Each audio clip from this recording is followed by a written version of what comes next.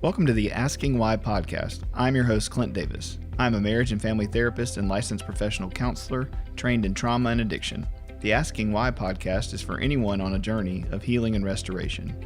If you are searching for answers to life's questions and want to learn more about root causes from a psychological and theological mix, this show is for you. In this podcast, myself and a co-host from Clint Davis Counseling and Integrative Wellness will interview guests on a wide range of topics in order to get down to the heart of the problems facing our world and understand why things happen and how to change the world and ourselves for the better. Want to learn more tips and tricks to living a healthy lifestyle? Visit us at Clint Davis Counseling and Integrative Wellness on Facebook and Instagram. If you want to meet our staff or book a speaker, go to clintdaviscounseling.com. Thanks for listening and be sure to subscribe today. All right. Episode 11. Yeah. Excited to have you. Thanks for having me. Olivia Mason. So tell us who you are and what you do. Yeah, so I'm Olivia Mason. I am a licensed marriage and family therapist. I'm a sex addiction therapist. I work over in the Ruston office for Clint Davis Counseling. I just came on over there. Excited to have you. I know. I'm so excited to be a part of it. Absolutely. The further I get into it, the more excited I get, just because there's a lot of opportunities and a lot of good stuff happening over there. And the team's just meshing really well, I would say. So I know it's fun to come over and kind of see all of y'all being tech grads and having this kind of connection in this community already. It's been fun to do. We joke whenever we try to have staff meetings, like this week I'm having to put together an agenda because we never get done what we need to get done. So it's been really nice just to, I would say for myself, I won't speak for them, but just to be able to mesh right into a team and being all tech grads, all from the area, living there. So it's been fun. Yeah. So MFT, that was one thing I was excited to talk to you about is, you know, I'm a marriage and family therapist, and I know you're an LMFT.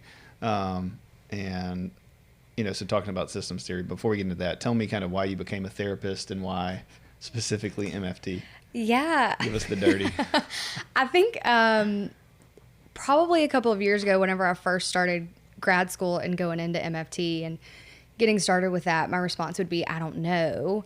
But now I look at it more like a happy accident. Because I started out with my undergrad in kinesiology. So I was at Tech. I did kinesiology for 3.5 years. And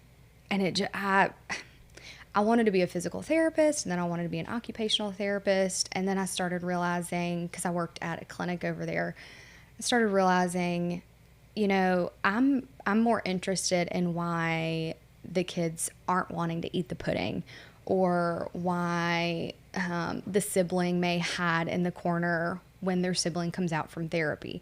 You know, so it was just, I started realizing I'm more interested in really the ins and outs of what's going on versus just, are they tying their shoes correctly?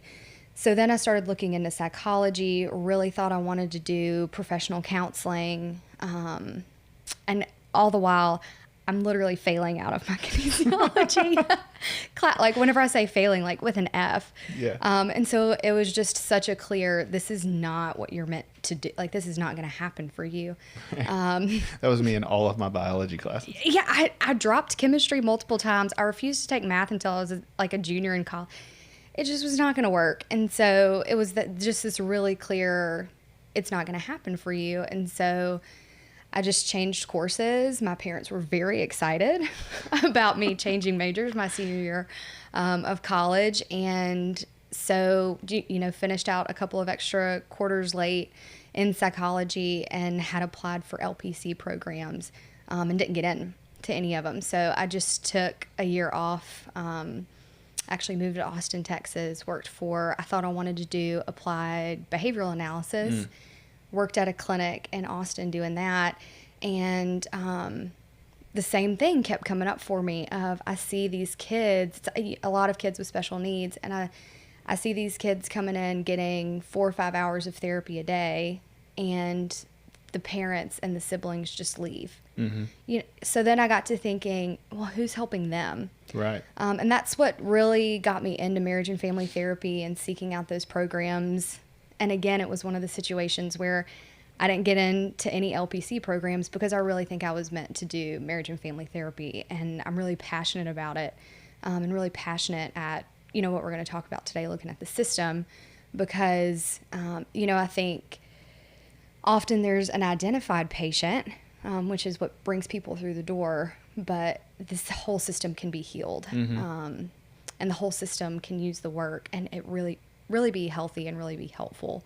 Explain kind of to listeners what identified patient is. Give like an example of that. Yeah. So the identified patient would be essentially, for example, you have a family and there's a troubled child.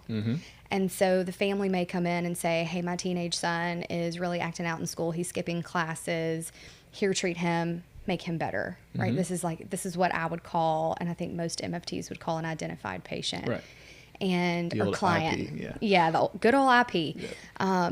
And so that's really what gets them through the door. And what sometimes can be difficult for families is to realize that they aren't the only individual that may need a little help or a little tuning up. So that's what I mean by identified patient.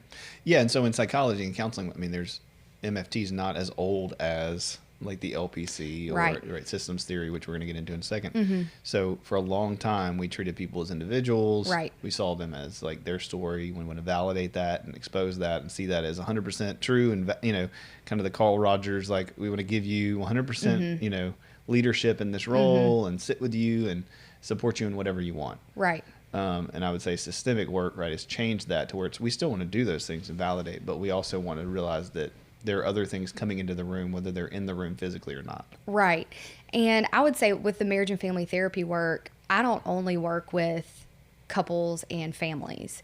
I work with individuals too, just like you're saying. I just see them systemically through their system. And I know we'll talk about that in just a second, but that's how I treat the quote unquote problem, is looking around them instead of just at them.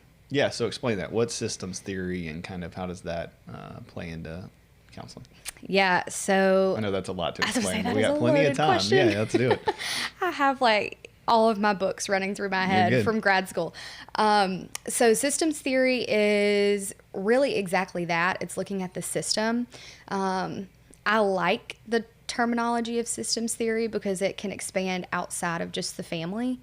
It started with a group of middle-aged white dudes out in California just sitting around, and it started out pretty scientific, the idea of systems. And fortunately, we have shifted a lot from the thinking that they had, because a lot of the problems was placed on the mother of the family. And that's where they got started, was I have this child that's displaying these symptoms. Well, let's look at the mom and see what they did wrong. I mean, that's very, in a nutshell, what's happening.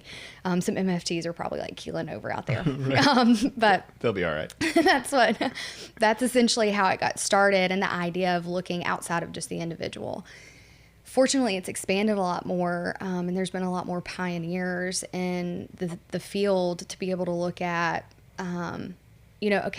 for sure this happens within the family, and also we need to look at what else is surrounding the individual, what else is surrounding the couple, the family. So it's looking at what I would refer to as a FOO, or a family of origin, mom, dad, kids.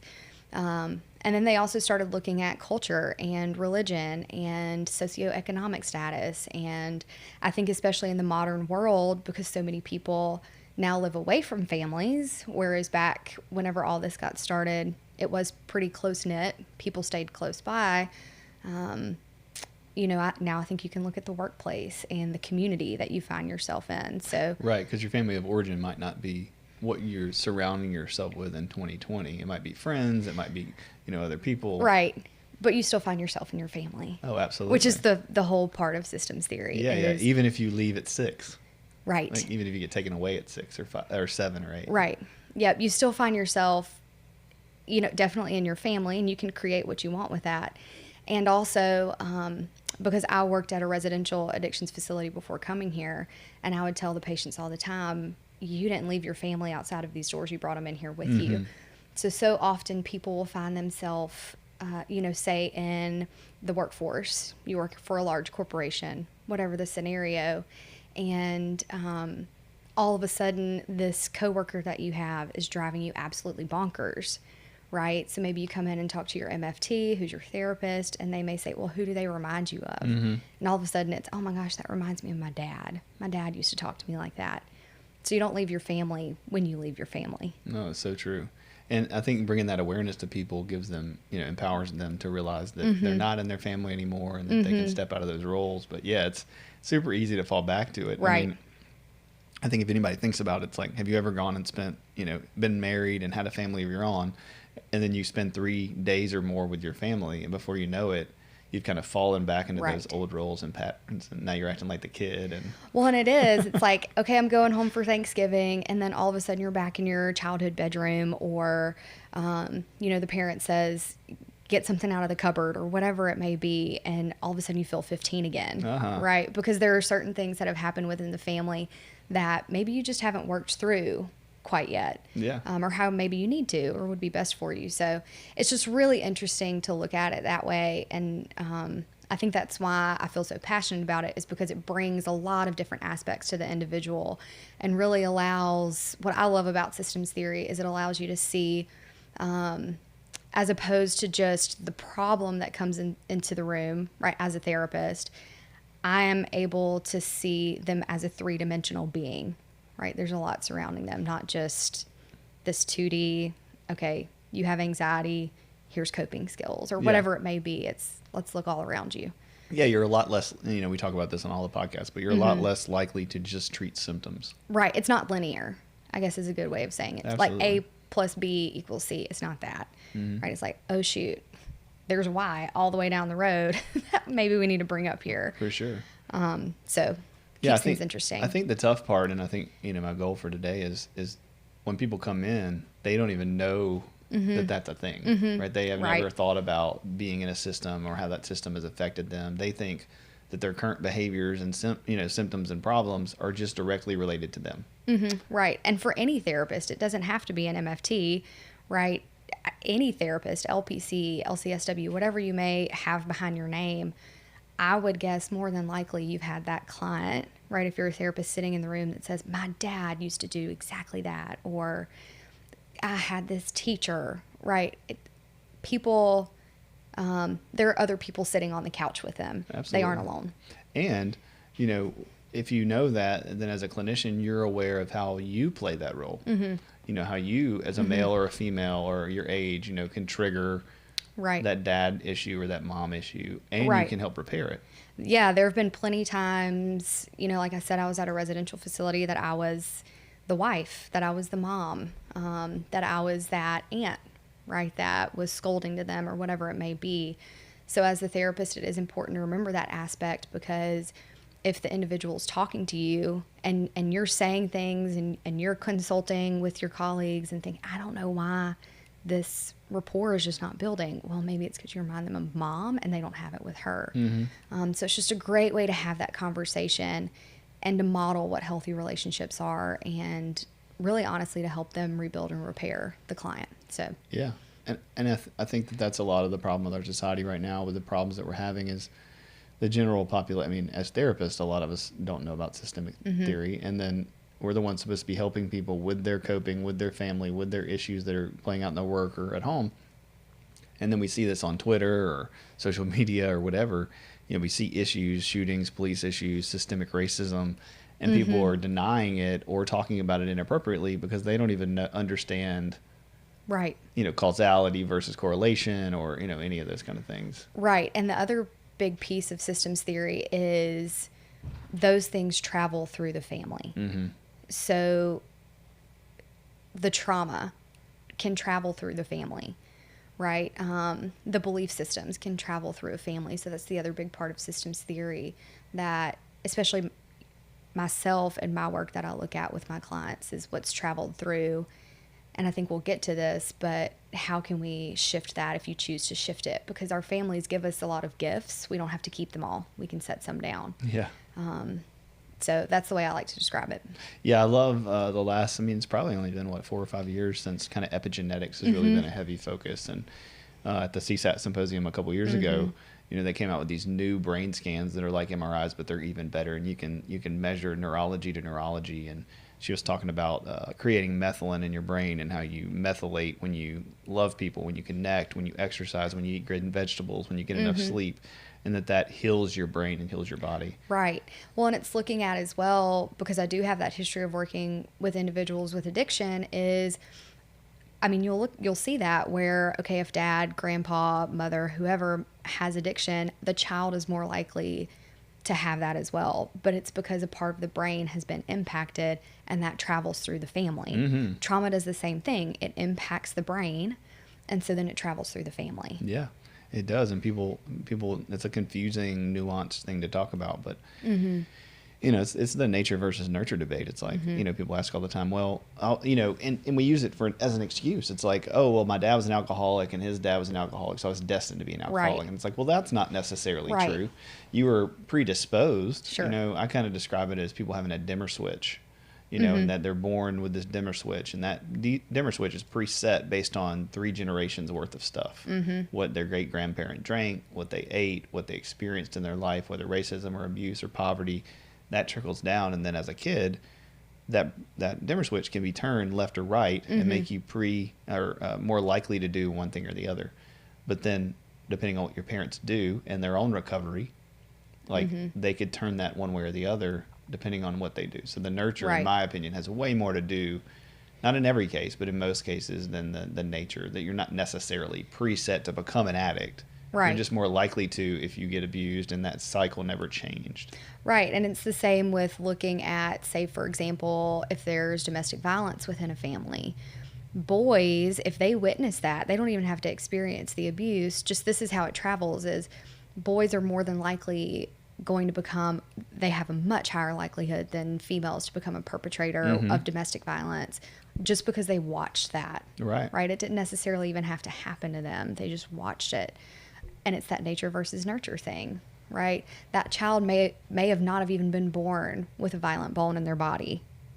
However, that's what they witnessed. And so things switch around, things change, and unfortunately things happen. And it's just interesting to look at. Often whenever the client comes into the room, it's, I don't want to do this anymore. Yeah. Right. And so then it's, okay, well, what can we do different? How can we shift things around so that this is what you witnessed parents doing? This is what you're doing as a parent, because your parents did the best with what they knew and how they knew how to do things. So how can you learn something different and do the best that you know how to do? Absolutely. I think the other thing that makes it really lets me know that it's legitimate is that people don't really want to do that. Right. That everybody kind of wants to come in and go, okay, my parents were fine, my childhood was fine. Not everybody, but a large majority will say, I had great parents. They loved me. They were fantastic. Like this has nothing to do with my parents. Right. And then we start talking to them about their system. Right. Well, and a lot of people also will say, because I may bring up the word trauma, they may say, well, I don't have trauma. I didn't go through a car wreck, or I wasn't abused, or whatever it may be. It's not so much about the traumatic event. It's about the negative belief system or negative messages that the individual took from that event. If that makes sense. No, it makes sense. I mean, it's kind of what we're going to talk about, normal versus healthy. I think a lot of people come in and say, I mean, I've talked to so many mothers, and I'm like, I had somebody recently, and she was like, oh, well, yeah, he's 13, he watches porn, but every boy watches porn. Right. And we had to have this conversation, say, you're right. It is normal for teenage boys to watch porn. Is it healthy? Right. Like, let's talk about why it is in society that now it's very normal, because it hasn't always been. Right. And so then you have to dive into those conversations. But again, normal doesn't mean healthy. Just because someone is divorcing doesn't mean because all of their friends have divorced parents that they're going to be fine because that's normal. Right. The interesting part about divorce is if, say, within your community, it doesn't even have to be your family. If you see a friend or a friend couple get divorced, then you yourself are more than likely to get divorced. That's that normalized thing, right? They were going through a difficult time. We're going through a difficult time. Here's their answer. Here's our answer. Yeah. For me, I personally don't like to use the word normal. I've even gone back and forth between normalizing versus validating. Right. Because, I mean, you'll hear this all the time, but normal's just a a thing on a washing machine, Yeah, right? The that's normal good, yeah. cycle. And so I like to look more and use more language of healthy versus unhealthy, For sure. because especially if, right, you have a client in your room or you're just an individual talking to your people, your friends, and people start talking about what's normal and that wasn't your experience, that may feel really shaming. And that may feel really isolating. And so I like to shift the language to, okay, this was healthy for me, this was unhealthy for me. Yeah. Because each individual in their family of origin, it's like I said, our family gives us gifts, and some of those can be really helpful and we can really learn from those. And also some of those have been really harmful. I think, unfortunately, the family system you grew up in, I grew up in, whoever, that was their normal, right? And I say pretty often is just because it was normal for you doesn't necessarily mean that that's what you deserved. Absolutely. And so it's just shifting some of the language away from that to help shame reduction, to help allow the individual, the couple, whoever it may be that I would be treating, to let them know that they aren't alone, that their experience isn't an isolated event. It isn't something that they've only experienced. It may be unique, and also there are going to be other people out there that can relate to that because they've also gone through healthy and unhealthy families. Yeah. I think it's funny when we feel like we're very, I think shame leads us to thinking we're the only ones. Right. I'm uniquely broken is a phrase I use all the time. And it's like, no, you're not uniquely broken. Like there's millions of people who do your exact same negative coping. Right. It may not be normal statistically. It might not be the curve, like it might not be in the middle, but it's definitely not, you're not alone. Right. And that's why I try to shift away from some of that, is to help them know that you aren't alone in this. It may feel like you are, and also you aren't. Oh yeah. All at the same time. That's super helpful. People in counseling come in and they're understanding and ideas of what everybody else goes through. And you hear it all the time. People are like, well, I did this to my kids and I turned out fine. My parents did this and I turned out fine. Right. And I'm like, well, you're an alcoholic and you've been divorced 3 times. Yeah. And you have a terrible relationship with your kids, but you're Right. fine. Sure, your bank account looks fine. Yeah, like what's fine? Right, but what else is that? Yeah. And so I think that isolation piece and thinking that you're fine, and I say all the time as a therapist, it's really difficult to hate people from up close. And so once you get close to them, whether that's me as their therapist or them as the client trying to connect with people after feeling shameful or isolated or I'm fine, quote unquote, it's much easier to get close to people if you allow yourself. And I think the other piece with the healthy versus unhealthy and normal part is that often for individuals, for families, often the source of fear is their solution to fear. Right? And I know that the first time I heard that, I thought, okay, hold on, I need to think through that for a second. And that's the thing. So if you grow up in that family of, like we just talked about, of abuse or, really covert negative messages, whatever those may be, oftentimes the child will still continue to go back to that parent or go back to that person, because while there's been fear placed there or negative messages sent there, they've also learned, okay, this is how I cope with it and this is how I deal with it. So that client that's alcoholic, going through a divorce, struggling, that's what they saw as their solution to fear, even though there's so much fear there. So that's why I think it's so important to look at the system, because we're looking both at the source and what they've viewed as solutions. Yeah, that's great. Yeah, because you have to get to the root issue. Right. And the root issue usually comes from childhood. Right, because that's their normal. Right, and that's all we know. And so, a lot of times, I had a session last week, and we were talking about conversation in marriage, and I said, well, here, let me give you an idea of how this conversation could go. And so I said it, and I've done this 100 times, but, the person just broke down, and, it was like, I never have thought that was an option. Right. And so if your only experience at home growing up is conflict, is anger, you either, replicate that and think that's what you have to do, or you run so hard away from it that you don't know how to have healthy conflict. So then you just avoid everything, and you don't realize that you're now avoiding in your marriage because you think that if you have conflict, you're going to be like your dad or you're going to be like your mom, and it's going to bring up all this stuff. And because again, we find our families. Yes, for sure. Right. And I think that I feel pretty strongly in this that people couple for a reason, especially if there hasn't been any, therapy or self-exploration or things like that. I've worked with a number of men that I've heard them say, I married this woman because she reminded me of my mother. Yep. And in my head, I'm like, oh, shoot. Yeah. I'm about to rock your world. It's about to be a mess right now. Like, here's this book from Ken Adam. That's a good little CSAT joke. But, I just hear that and I think, oh, my goodness, we're about to get into some stuff that you are not going to want to talk about, because there's probably, you couple for a reason. There's probably a reason you coupled with that person, because there's something from your past that you are working on healing.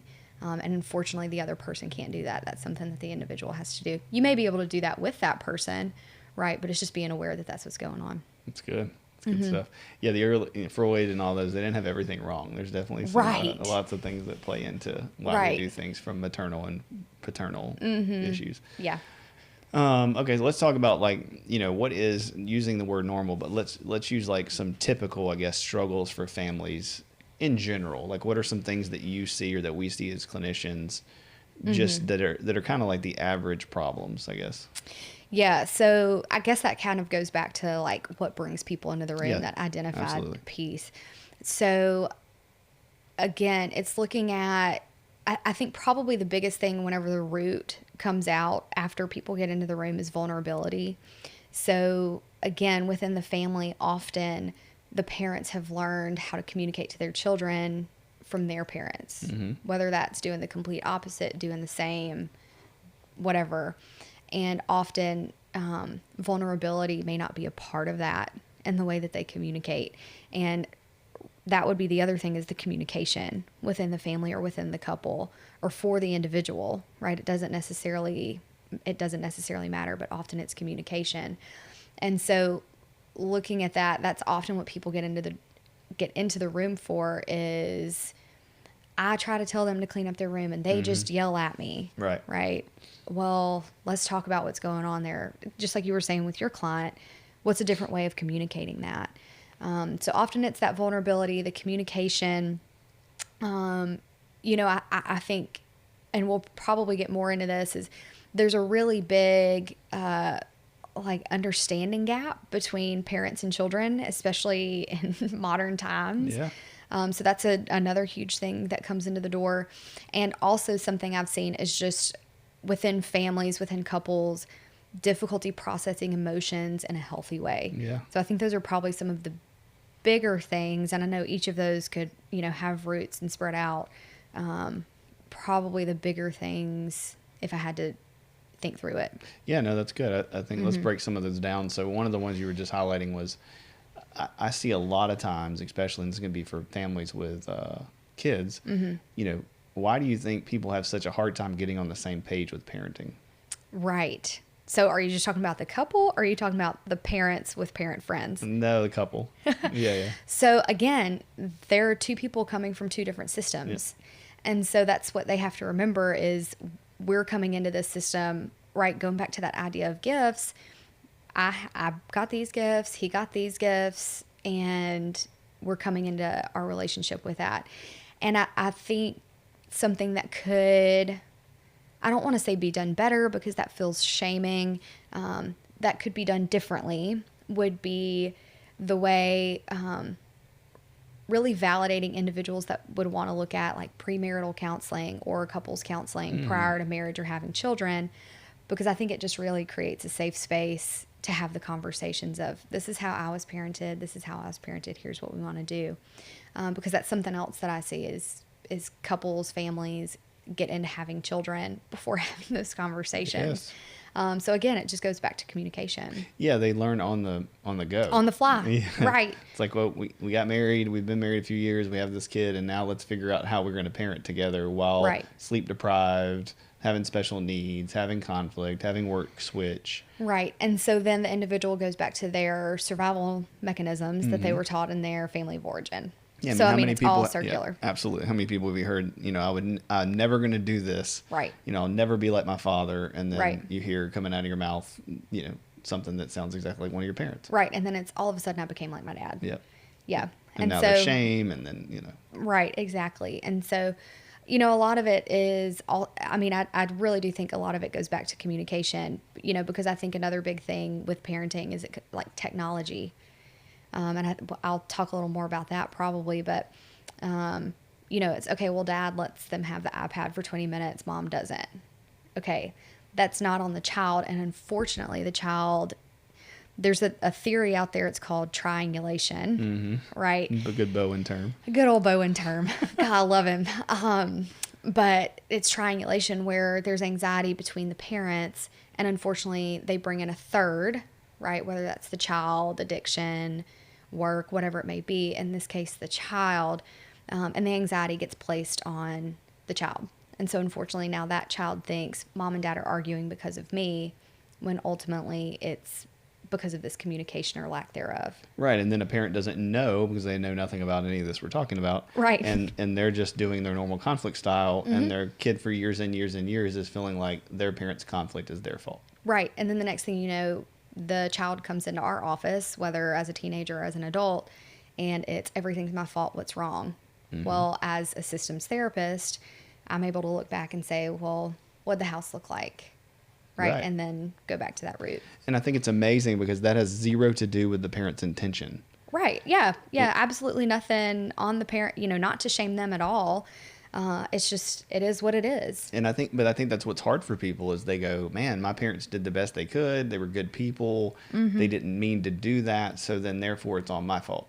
And it's like, that's part of the problem is like learning that two truths can happen at the same time. One is your parents did do the best they could with what they knew and how they did it. They had no bad intentions, let's say. And yet they severely screwed up and dropped the ball and left you with some significant deficits. Right. And I think both are true.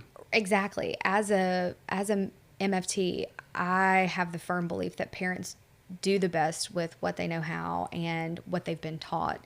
Because otherwise I think the world would be way too jaded if I did not have that belief. And so I do believe that. And also it's worth saying they're humans and they aren't perfect. So your life hasn't been perfect, and that's okay. You know, it just creates a safe space for whoever's sitting on the couch, whoever's talking, wherever you are, just to create that safe space to talk about your experience and, you know, what you've learned in life. Yeah, we haven't mentioned this as far as faith, but, you know, when we talk about root causes, I think that falls down to, you know, we have the biblical teachings of all this kind of stuff, and it talks about this teaching, you know, working together, having equality, lifting each other up, being Christ in the church, serving each other, not departing, not disconnecting, like not saying anything that's going to, you know, drive your kid to anger, you know, being gentle, being sensitive, reading the word, staying connected. I mean, all these things are in the Bible. Right. And yet somehow I think even in me as a Christian parent, you know, when we go to church, we don't necessarily get a small group on how to do that. Right. You know, before becoming, you know, you're a young adult, like, you know, like not being married, it's not like you get kind of equipped from the church on like, hey, here's what's going to happen. This is what this is going to look like. And here's what you do when it happens. And here's who to come to. There's just a general understanding that everybody kind of treats it as if everybody knows what they're doing. Right. Yeah. Right. And a lot of that, I know we talked about this a few weeks ago. Unfortunately, social media, you're allowed to portray whatever you want people to see on that. And if you aren't close with other people, again, this so goes to the system. If you aren't close with other people, then they miss out on what you're really going through.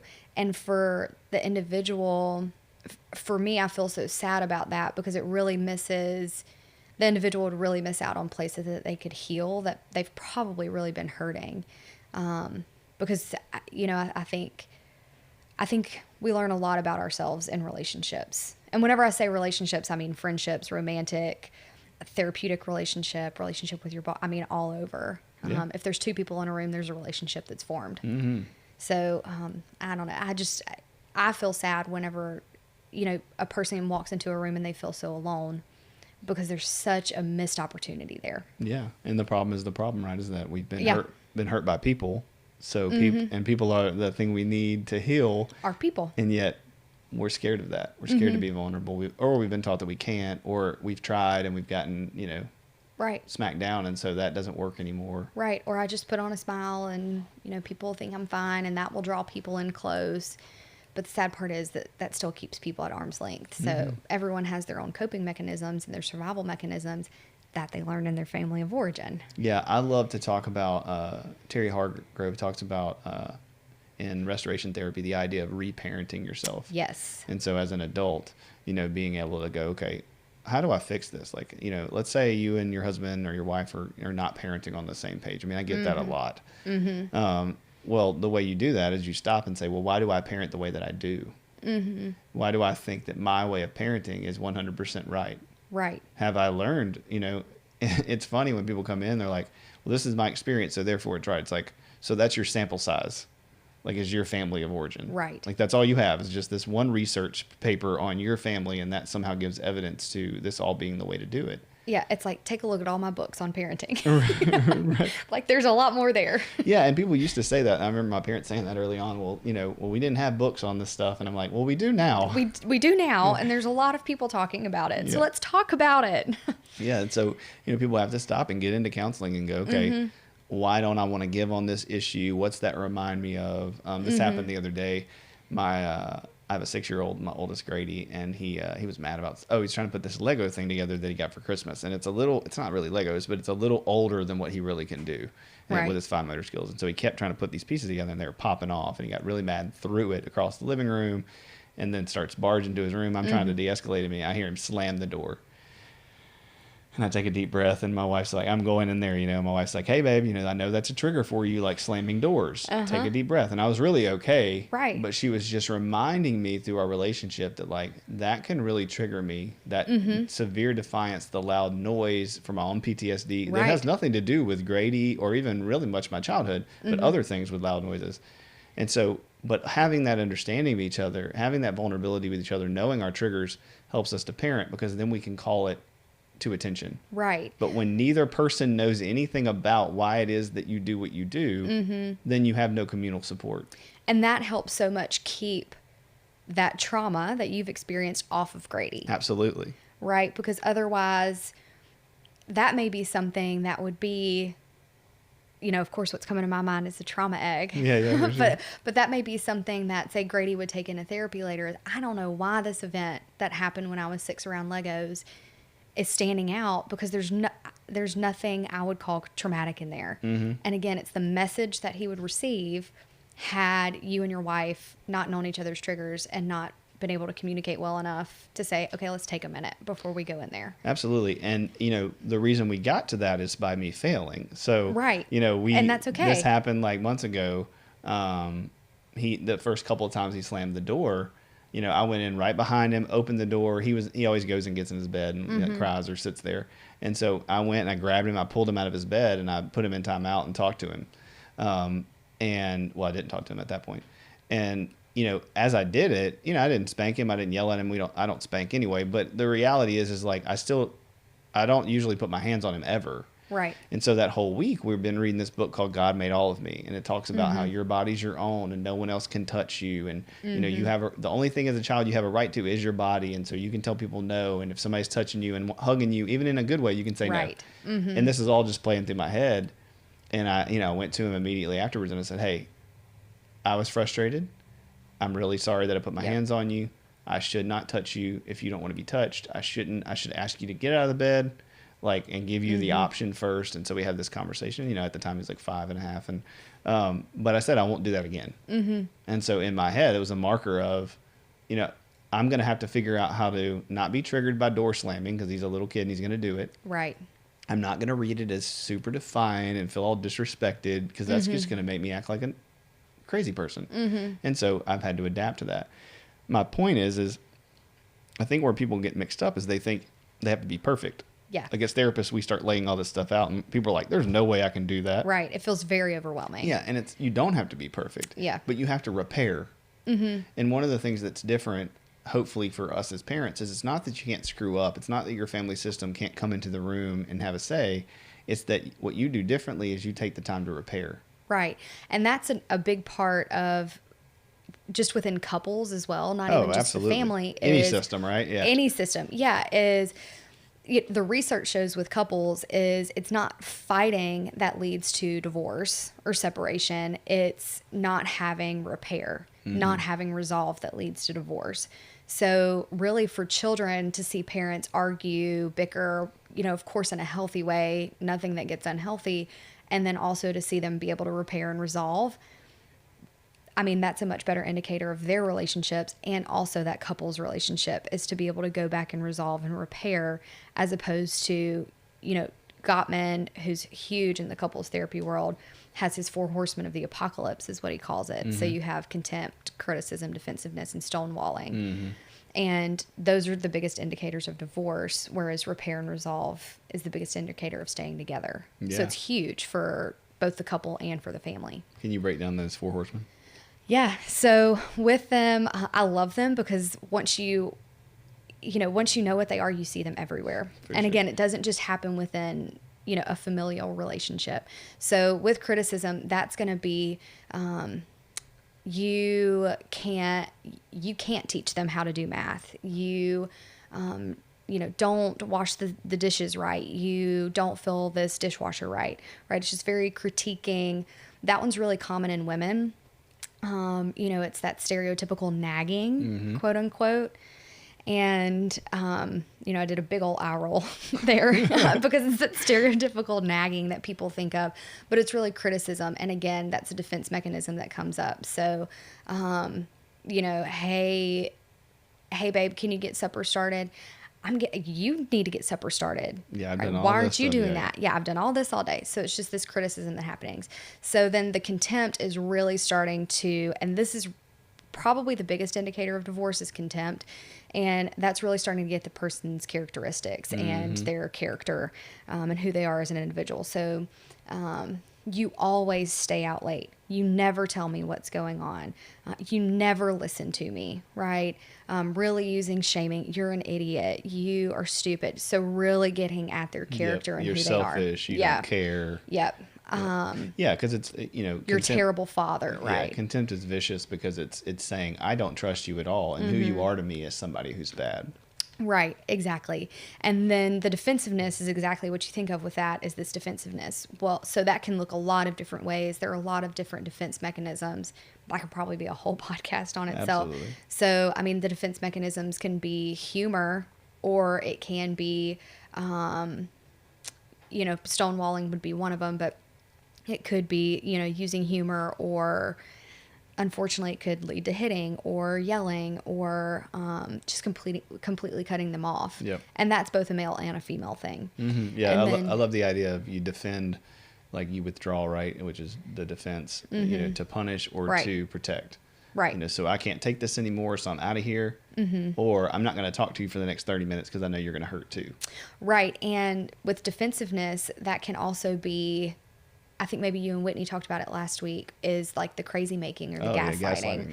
Yeah. And so it can also lead to like smoke screening. Those sorts of things can be defensiveness as well. And then with stonewalling, that's more common in men to do. I have seen it in women to do as well, but more commonly men. And stonewalling is just stopping talking, literally leaving the place that you're in.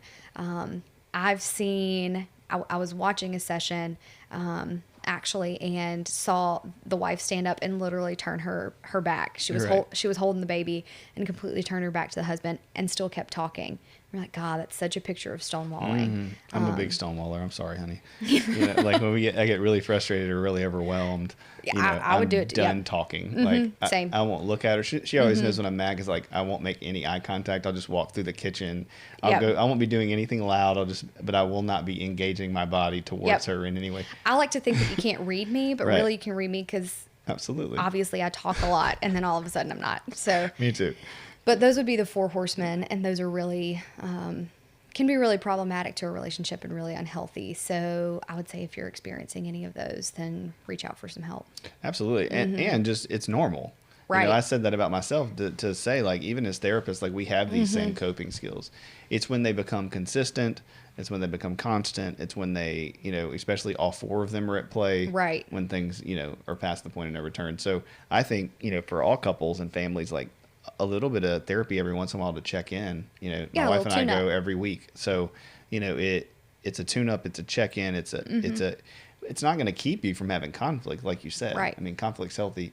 And, we see couples, and we'll get into roles and stuff like that, but, you see kind of the pursuer withdrawal kind of family system, and you see that a lot in marriage. One person is the one, there's conflict, and then that person's going to follow them to the bedroom and pursuing and talking and won't let it go, and I want to fix this right now. And the withdrawer's like more and more overwhelmed and more getting out of there, and they're like, I'm not going to deal with this. Right. And that goes into, and I think we'll talk some about this later, into, the individual's attachment style as well.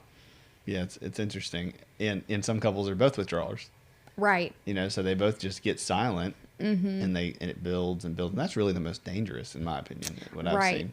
The big part, too, is paying attention to the motivation of why you do those things, right? Because it could be because you feel anxious that the other person, which this goes into some attachment stuff, but feel anxious that the other person may be leaving. So then you choose just to, okay, well, I've been overbearing, so I'm just going to step back.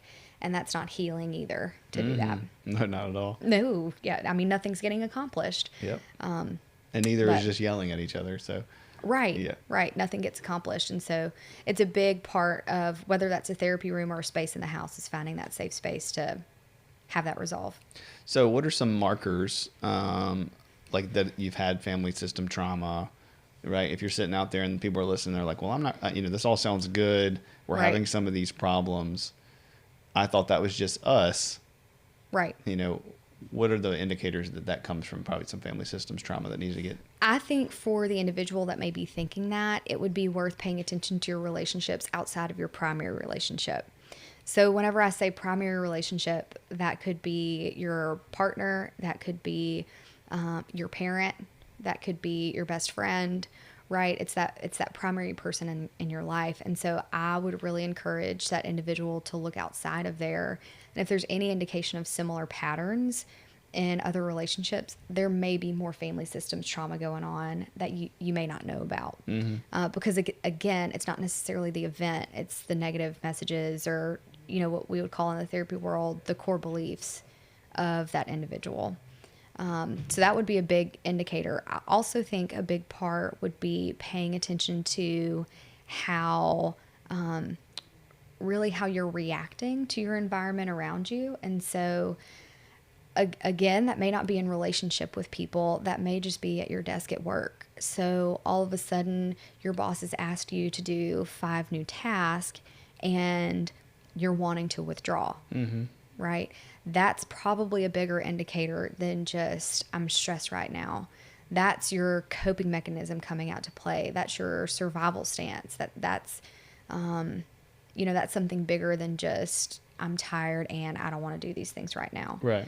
So really pay attention if that's a pattern in your life, because there's probably something more going on than just, I don't want to do it. Right. Yeah. That's just an example, because it may be the pursuer too. Yeah, it's good. What people need to look at is their level of dysfunction, right? Right. Are you functioning well, or is this thing always coming up and causing conflict in your work, at home? Is this something that other people are calling out in you?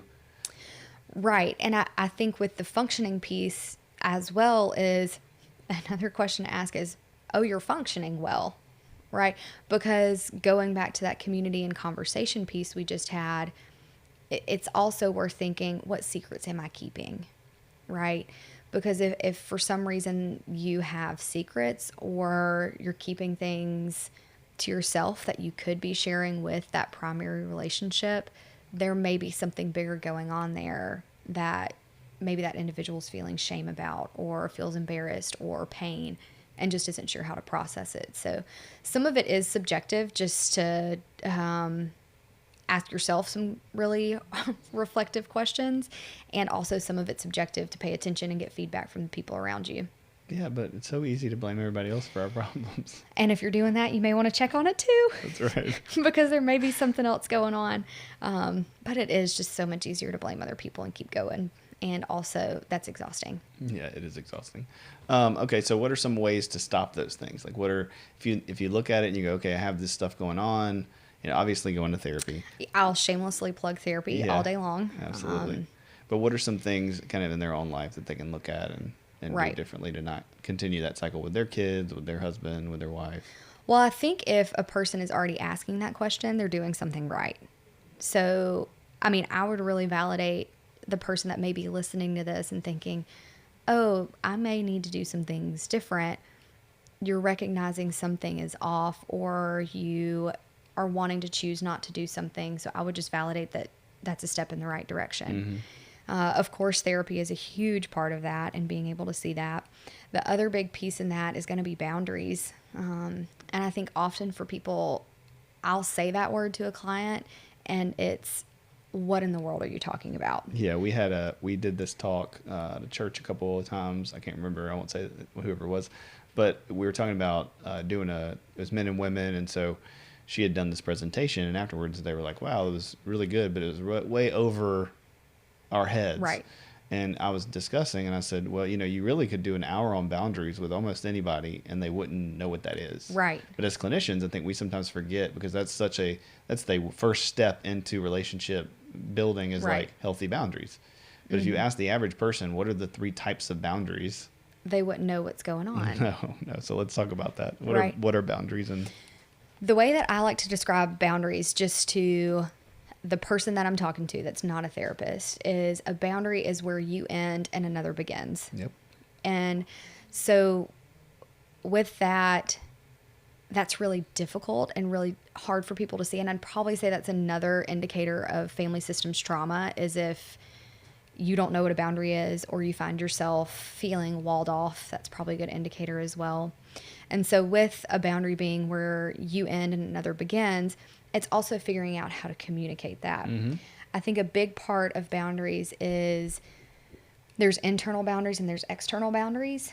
Often within a family system, if there is someone to set those boundaries with, a lot of that's going to be internally done, because you can't control if the other person respects what you're setting or not. So there's a lot of work there. I talk about it and it sounds so easy, and like that could be done like in one session with a therapist, Right. or the next, when you go home on Thanksgiving for a couple of weeks. So it sounds like that could be done really easily, and it's actually really not. It's a really difficult concept. It's a really difficult thing for people to do. I understand. I mean, I'm a human and have to set boundaries as well. And it's acknowledging the discomfort. It's acknowledging maybe the pain that may come up for you or others. And also it's remembering, I can't take your pain and you can't take mine. This is where I end and you begin. Or I won't take your pain is probably the better way of putting that. And you begin. Yeah, I think especially in the Christian world, we have a hard time with boundaries because we kind of misunderstand Christ and how he set boundaries. Right. We tend to think that, we say things like carry your cross and die to yourself and wash the disciples' feet. And, just in my own work in therapy, I realized he didn't do that every time.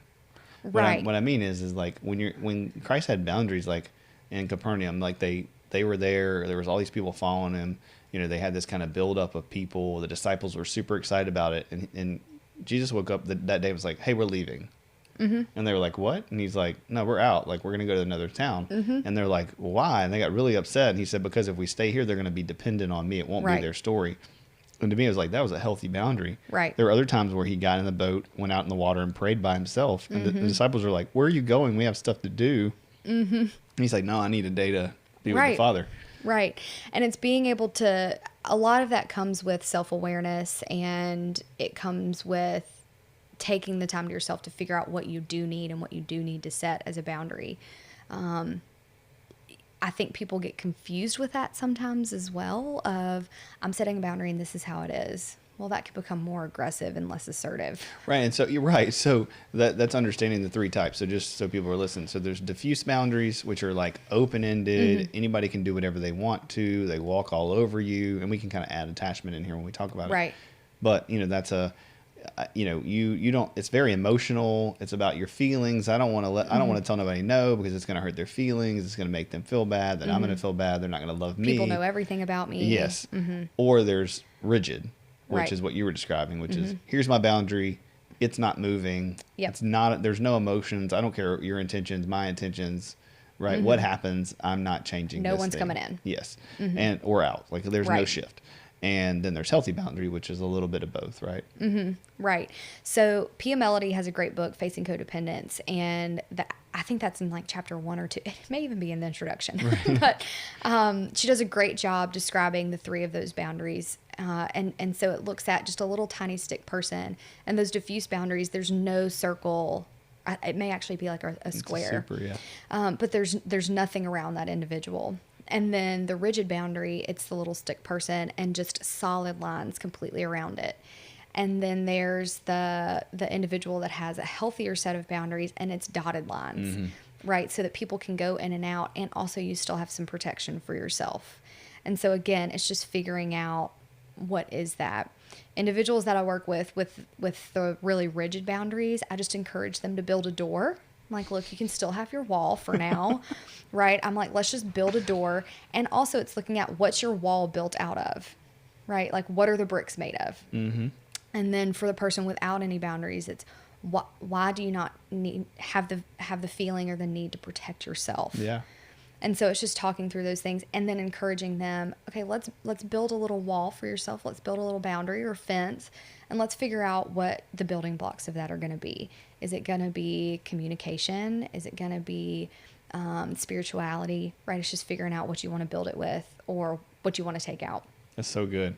I mean, that plays into the big, as soon as you, I almost started laughing because I was just thinking about Trump and building the wall and all those things. Yeah. And it's like, but that is like a big issue because these big topics that we're trying to answer and deal with, like just take immigration, for example. Like, that's literally a boundary. Right. Right. Yeah. And we have one half of the country, not half of the country, but there is a fringe group starting to say like boundaries are bad. Like, having any open country, Right. like you should have open borders and let everybody in, and that's loving and that's gracious. Right. And then you have another side that's saying, no, we need a wall and no one should get in unless it's, very specific. And that's literally what we're describing, right? Is Right. diffuse versus rigid boundaries. Well, and the thing is, again, it's a system, and I could go into that, but it's a system, and within a system, there's give and take, right? I heard one of my professors would say a marriage is getting, I think 50% of what you want 50% of the time, right? Like, that's how he would talk about it. And so it is. And that's exactly what that is, okay, we're saying, yes, let everyone in, or no, keep everyone out. That leaves no room for conversation. That leaves no room for compromise. Well, and that's all the time. Right. There's no change. So another way I like to describe a boundary is a rubber band, right? It's got a solid shape that's consistent, but you can stretch it every once in a while to move it around if you need to, and it'll come back. But it'll come Right. back to that consistent shape. Right. And so you want to try in your family, with your kids, in your marriage, in your relationships at work, you want to be consistent. You want to, not yell at your kids 7 out of 10 times, 8 out of 10 times, so that when you screw up or you slip up or you need to tighten that boundary or loosen that boundary, it comes back together. Right. Right. But if you stretch the rubber band and stretch it and stretch it and stretch it every time, eventually it's going to pop, Right. or it's not going to go back to where it's supposed to originally go. Exactly. And so then it's looking at, okay, this rubber band has gotten tired and it's not working anymore. So Right. I may need to get a new one and learn something different. Absolutely. Right. Because the way that I was treating this isn't working. It's not doing what it needs to do. It doesn't have the function that it once had for me. Yeah. Because having the diffuse or having, those rigid boundaries served a function at some point, and now it's looking at it may not be serving that same function. Mm-hmm. That's good. So tell me how attachment plays into that. So attachment, I could talk about attachment all day. Sure. I love it. So it's looking at, there's 4 different types of attachment, and that's secure, there's anxious attachment, there's avoidant attachment, and then there's anxious avoidant attachment. So let's just break those 4 down. Yeah. So really quickly, secure is... You don't have to be quick. It's fine. With secure... I'm not going to get bored. I know, I love talking to other people that are trained in this, but with secure, it's looking at, I feel comfortable with my primary relationship leaving. I trust that they'll come back. If they choose not to come back, that's not necessarily about me, right? So it's both secure in your relationships and also secure in yourself. With anxious attachment, it's going to be, I used this example earlier of when my relationship leaves or withdraws or whatever it may be, I'm feeling very concerned. I'm having a really difficult time self-soothing. John Bowlby did all of this research on it. I'm having a really difficult time self-soothing. And even whenever that primary relationship comes back, I still am having a difficult time self-soothing because I'm anxious they may leave again. With the avoidant attachment. Yeah, that was so painful that now I'm going to cling. Right. Because I can't lose it. Right. And that clinging or that, really sticking to them can look a lot of different ways. I said this earlier, it's looking at the motivation behind the action that you're doing. With avoidant attachment, that's going to be, the individual leaves, fine, sure, go ahead and go. Don't care. Don't care. A lot of people with that think there's a scale, and it's the experiences in close relationship scale. I think you're probably familiar with it with some of the CSAT stuff. But I would have a number of individuals identify as secure, and after getting to know them, I'd say, okay, I'm going to call you on that because that's wrong. Right. And they would get frustrated, and after talking to them, they would say, oh, I see why you're saying that. So being able to talk them through that. Can you give a little more specific example of that? With the avoidant? Yeah. Or thinking that they're secure? Yeah, thinking they're secure. Yeah, so a lot of them will, sometimes there may be personality characteristics playing into it, but often it's this, I would call it pseudo-confidence that comes out with a person that may be experiencing avoidant attachment, because it is they leave, that's not about me, that's on them. I don't care if they come or go, right? Or in an argument with a spouse and, okay, they're still talking, I'm done. Like, I don't need this anymore. Right. Right. So that individual, it's really a false sense of empowerment and a false sense of security.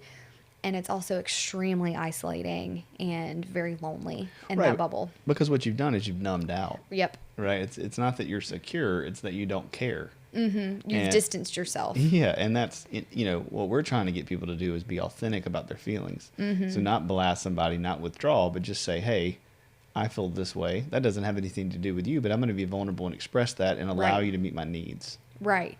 And I think something I would add is, a lot of people may think that they're avoidant because it's like, I'm conflict avoidant. I don't want to be a part of that. That could be, this is an example of the motivation, that could be anxiety or that anxious attachment driving that avoidance. So just because you avoid things doesn't necessarily mean that you have an avoidant attachment. Right. That one starts to get a little complex. Then anxious avoidant attachment, these individuals tend to have highly conflictual relationships. It's a very push-pull relationship. So it's, in the therapy world, there's the I hate you, don't leave me, right? It's very much I love you, but I don't want you to know everything. I want you close, and I'm afraid of what will happen if you get close. So for people in their relationships, that's why it's pretty conflictual, because they don't really know what they want, right? It gets really confusing. So anyway, that would be the anxious avoidant. It's a mix of both. So how does that happen? The anxious avoidant? Just attachment in general. Like how does attachment get broken? Yeah. So some people out there will say that the attachment style that you learn in childhood, because it's learned in childhood, is what you have for the rest of your life. I do agree with that to some extent. And whenever you find a healthy relationship, I think it can shift a little more to secure. However, for the individual, it's going to be paying attention to when stress gets put on the relationship, whatever that relationship is, more than likely you'll return back to that attachment style, because that's what you learned in childhood. So that's where it's formed, is in that family of origin or not, depending on who your primary caregivers were as a kid. That's where a lot of that is formed. There's a really great book, and it's on adoption and families that have adopted children. It's called Primal Wound, and it talks, so good. Yeah, it talks a lot about how even attachment begins whenever the child's still in the mother's womb. Of course, it goes more into adoption, but I think that's a really great fact of, okay, this is happening before the child is even technically in the world. You know what's beautiful about that when it comes to about adoption is, from a Christian perspective, like, we're all adopted. Right. And so it's cool to think of, like, okay, we're not in Genesis chapter 1 and 2. So there's sin, there's brokenness, and we, no matter how perfect we try to be as parents and how perfect our parents try to be, they're not God. Right. there's never going to be a perfectly, secure attachment. Right. Because God is perfect and been consistent and been loving, and yet we still doubt him. We still avoid him. We still run from him and don't trust him. Because unfortunately, a lot of the time we view God as what we've learned as our earthly parents. Right. And those parental figures. And so it's that same idea of, the attachment that I'm creating with my husband or my wife is very we couple for a reason, is similar to that of the parents. And often we place a lot on that partner that we learned from childhood. Mm-hmm. And so I think it is the same with our faith and with our relationship with God, is often we place onto him what's not meant to be placed onto him. He'll accept it and he'll take it and he'll work on healing that with you, if you're open to that and aware of that and willing to do that. And also, as stress comes into your life, that same attachment's going to come back. Yeah, we talked about reparenting, and that a lot of that is your relationship with God. Like, who is he as your father and mother? What's he say about you that's true, that's valuable? What, these two kind of core, love and trust. Am I valued and am I safe? And when we grow up in homes where our attachment is broken, when our boundaries are violated, or there's not any, then it changes. People don't realize that it forms our opinions about us. Right. Early on, our opinions about if we're loved and if we're safe and if we're secure are already formed at a very young age. Right.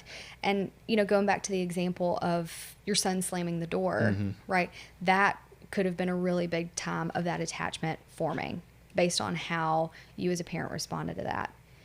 And so, that is a huge piece of it. So I think it's extremely important to know about yourself. It's something that as a therapist that I pay attention to, especially if I have a couple in the room. I was taught to shoot for the middle of the couch, not the opposite ends.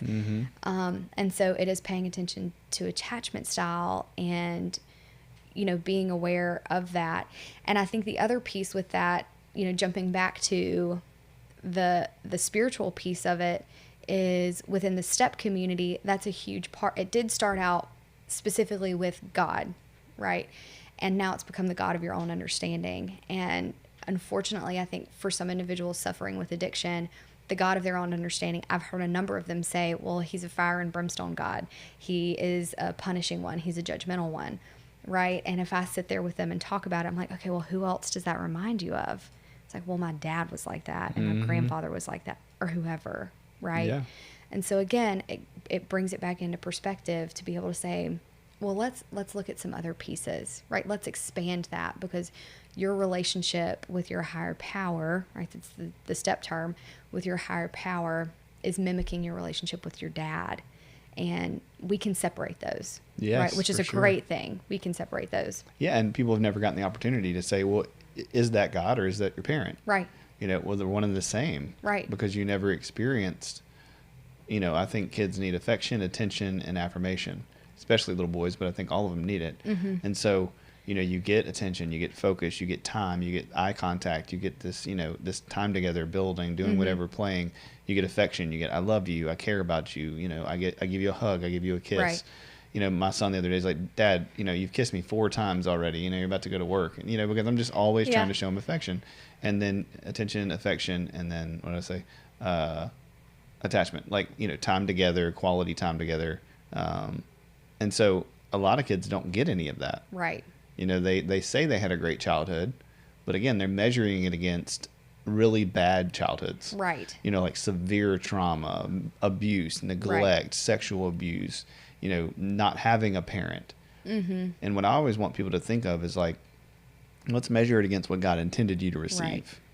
Right. If your parents were God, who they're supposed to be modeling, Christ in the church, they got their affection, their attention, and their attachment, from God, then they can give that to you.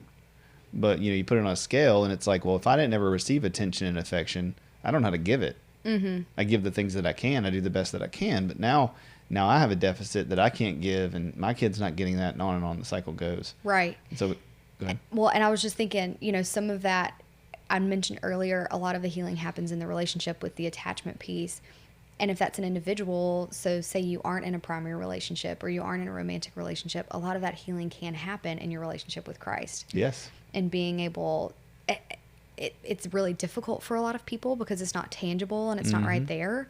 And often people are very cognitive thinkers and not so abstract, right?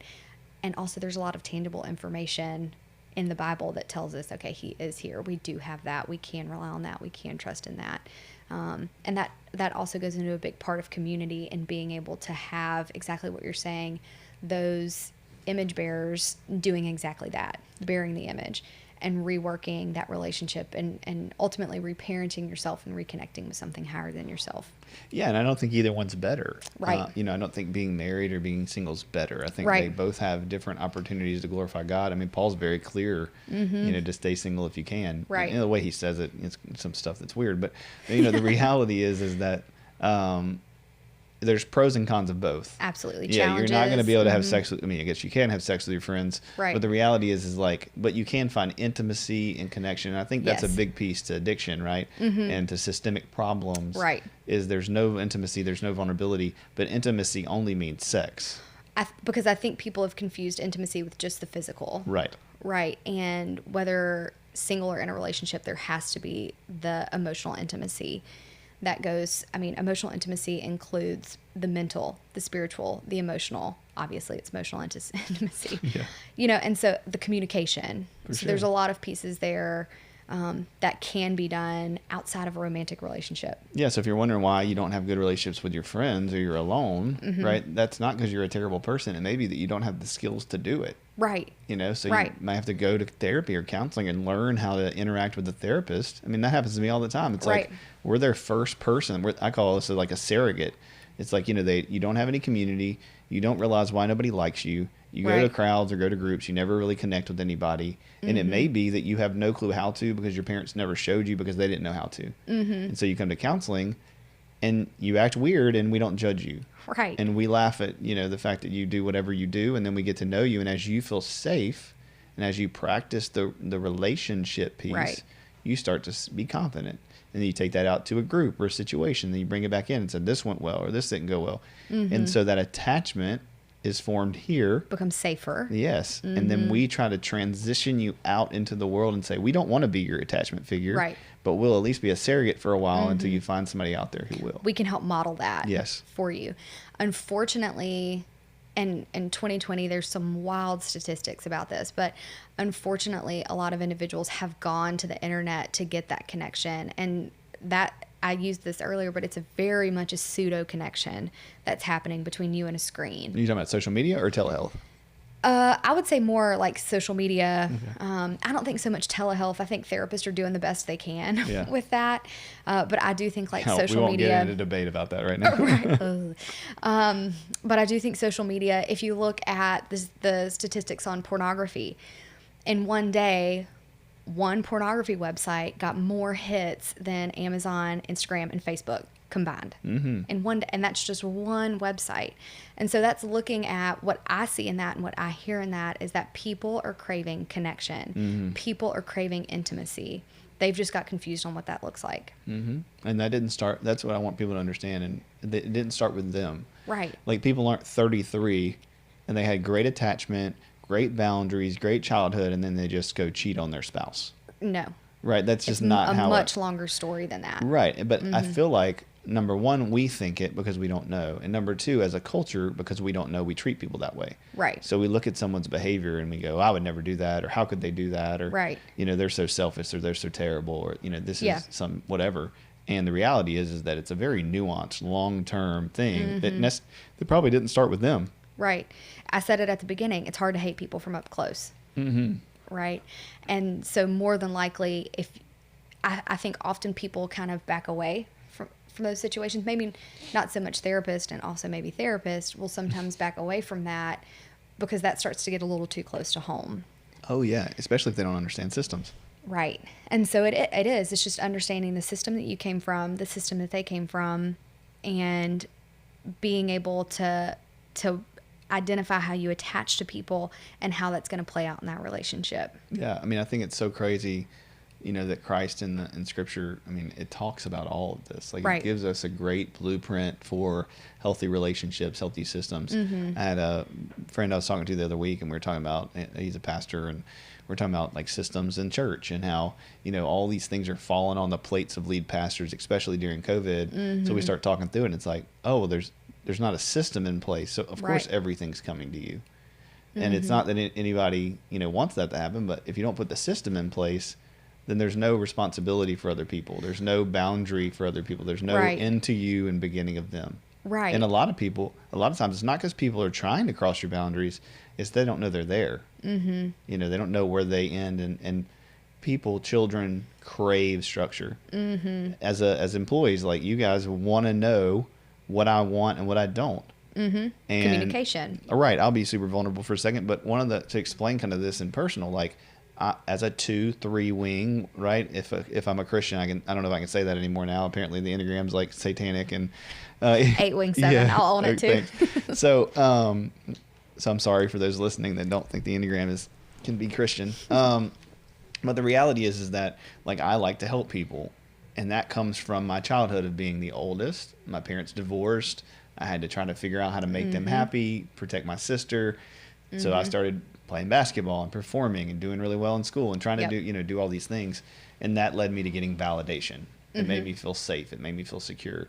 The problem is that isn't what's supposed to give me validation. So that fails at some point.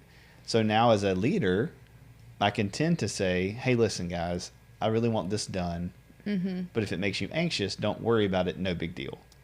Right. And that communicates two things. It doesn't communicate what I want, and it leaves you going, well, I'm not really sure what he wants. It's a double bind. Yeah. Yeah. That's like, well, and then nobody does it. Right. Right. And so I have learned as a leader to get comfortable with saying, hey, I'd like this done, and let it be done by next Friday. And then that's my boundary ends. Now your boundary starts, and you can say, hey, can I meet with you? I'm not going to be able to get that done by Friday. I don't feel comfortable doing that. What do you think I would do it this way?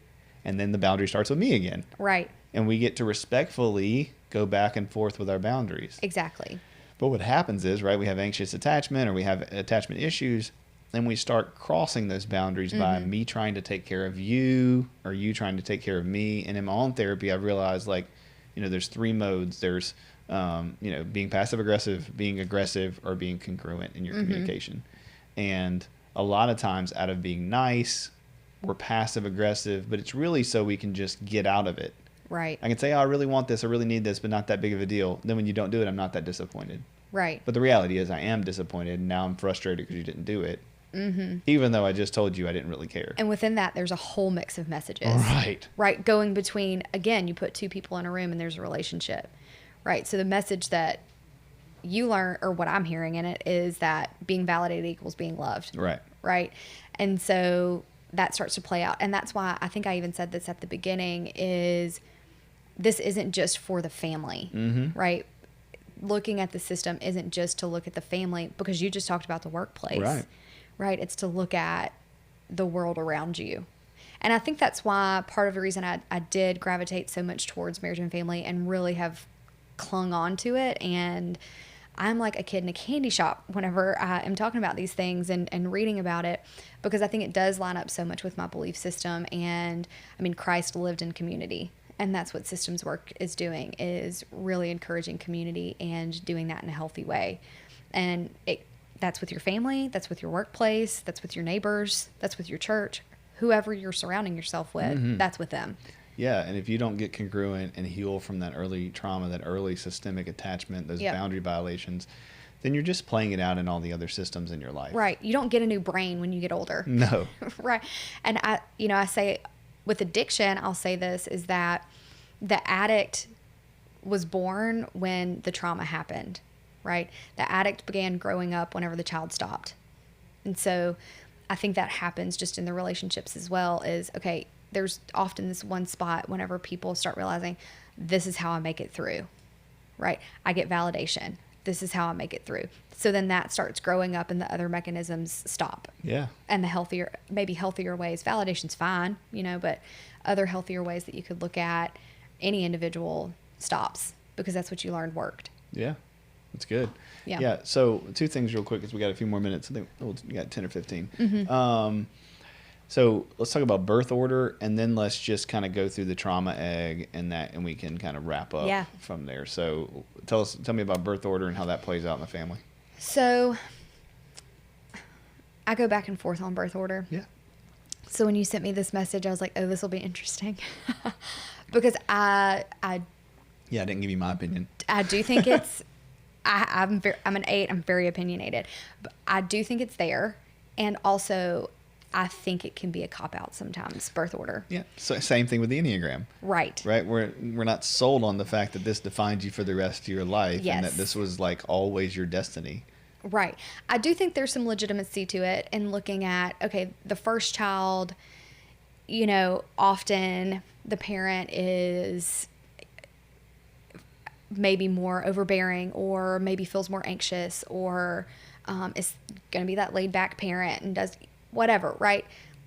There are handbooks on these and also there aren't. Yeah, because for sure. There's not a handbook on Olivia Mason, child age 2. Absolutely. You know? People are pretty unique. Right. And so I think with birth order, there is some legitimacy to that because the parents learn as they go.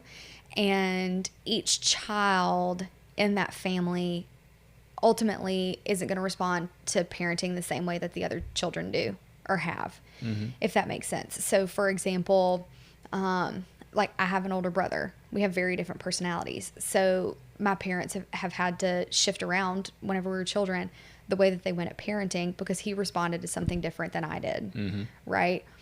He's more of an introvert. I doubt he listens to this, but if he does, you're an introvert, Brett, you know. But like, he's more of an introvert and I'm more of an extrovert. So taking away things in his room were more of the consequence for him, whereas taking away time from other people was going to be the consequence for me. So, and I'm the younger child. Yes. And so I do think parenting the children has an impact. And it's like you're saying, as the individual gets older, that doesn't necessarily have to define them. Yeah. Because I think often people will use that as, I mean, really become a victim to the birth order. Absolutely. And same thing with Enneagram, same thing with anything. Yeah. So really the cover that I wanted was essentially that it is a thing that you should be aware of, right? Right. Some parents say all the time, like, you know, we had 2 different kids and they just turned out so different and we parented them the exact same way. And I'm like, you do realize that didn't happen. Right. Like there's no way that like you parented your second child the same way you did your first child because you're totally different parents. Like, and speaking as a 2-parent household or 2-kid household, like we tried to, like, but there's literally you only have like 2 people with the first one and you just shower them with all the things and you're all on top of it. You have another kid and you're like, oh man, we got to split our time on this one. Like I don't get to do all the things with him. So they're going to turn out different. The other thing, like with my youngest, sometimes I feel guilty for how little time he gets with just me and my wife. But then I had to add in, like, but he also gets love from a brother. So where Grady didn't have an older sibling loving him, doting on him, playing with him, Jude does. So there's no way to really quantify what's good and what's bad. It's just being aware that those things do make a difference. So the point of that for me is for people not to hold people accountable to their experience.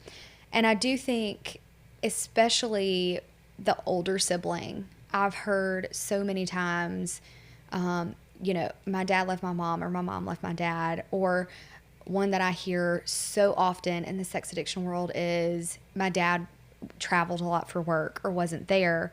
And he would tell me before he left, you're the man of the house now. Yeah, for sure. Well, now you're telling the 6-year-old boy, you're the man of the house, and he's got a 4 and a 3-year-old sibling, and he's supposed to be equal to mom? Yep. Right? So that's where some of the birth order I do think comes into play, is that often that older sibling may have different responsibilities than the middle child or the younger child, right? And the younger child has different responsibilities than the older one. A lot of that looks like doing whatever they want to. Right. Younger child.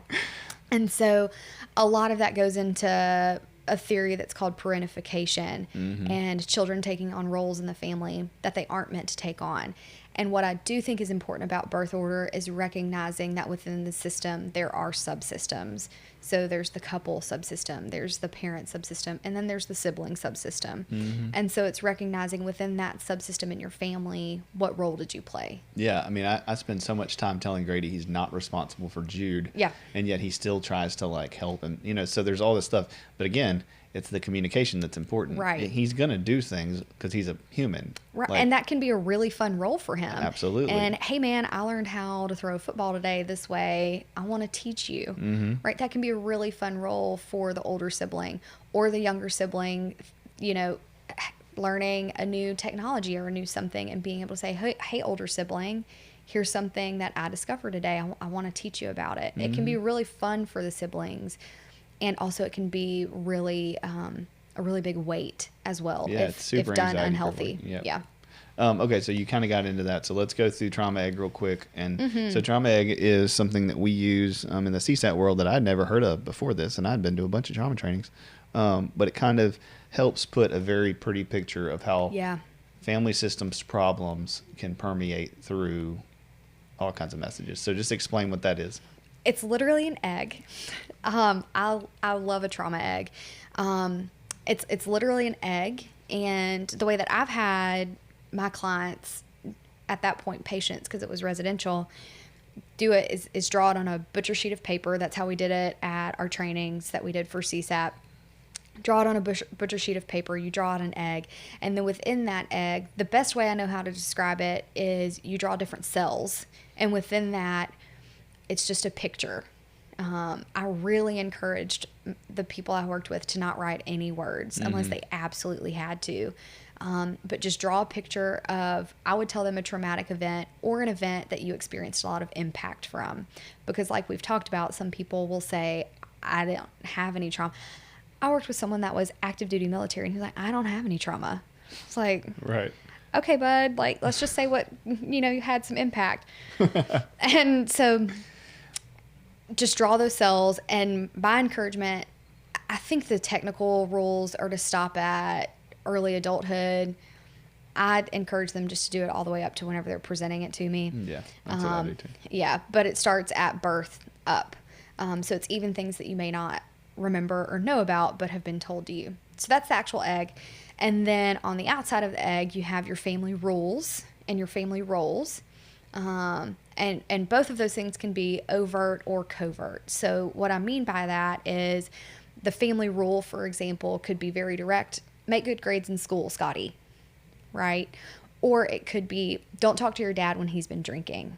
So that may be more covert, not spoken. Everyone knows it. Yeah.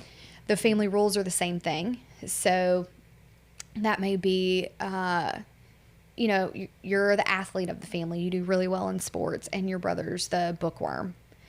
And so that one may be very directly spoken. Whereas the overt may be, let's use that example of parentification of I'm the second dad, or I'm the caretaker. Yeah, we don't talk about our problems. We Right. don't share with neighbors. Right. Keep it in the family. Yeah. So overt or covert, either of those things. And then at the bottom, you go through the characteristics of mom and dad, or I'll say primary caregivers, because that's not the story for everyone. Right. And so go through characteristics of primary caregivers, give a few of those. Oh man, that part takes people a while. And I'm mean, and I don't tell them this, but once they go through it, my secret's getting out, is I ask them to then put a little mark by the characteristics they identify with themselves. That's good. And so, I'm gonna start stealing that. oh my goodness, I have had people get so angry with me at it. So what you and mean by also- characteristics are, so you write at the bottom of the egg, mom and dad, and then you write words that are positive Loving. and negative. Yeah. I just say, write what you think, right? I try not to quantify it. So loving, worker, distant, overly emotional, Selfish. selfish. Yeah. And so again, the person that's doing it doesn't know I'm going to say, I want you to identify these things. And it allows them to look at themselves through the system's lens without even knowing it. So that's the trauma egg as a whole. And then the individual gives a family motto. And that's going to be kind of this overarching, like, marching theme that they had through their life. So it may be keep it in the family, right? That may be an overarching motto within the family. Or I've had so many centering around religion, especially individuals that have struggled with homosexuality. It literally may be like pray the gay away, right? Maybe that overarching motto. So it's whatever it is that they had all the time growing up. Right.